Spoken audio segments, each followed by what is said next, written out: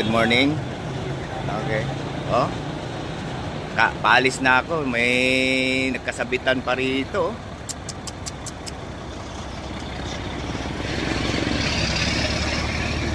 Ako, ingat tayo. Itlog oh. Sabog mga itlog oh. Nakatulog siguro ang driver oh.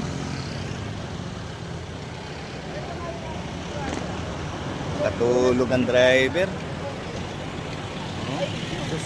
Buti hindi na doon no. Sobrang pinis niya.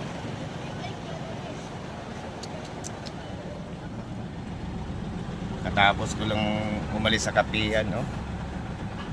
Ayan na nangyari oh. Gulat ako ah. Takot ako baka mapunta pa rito sa akin.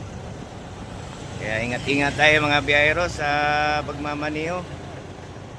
Oh, pag inantok, tulog, pagod, pahinga.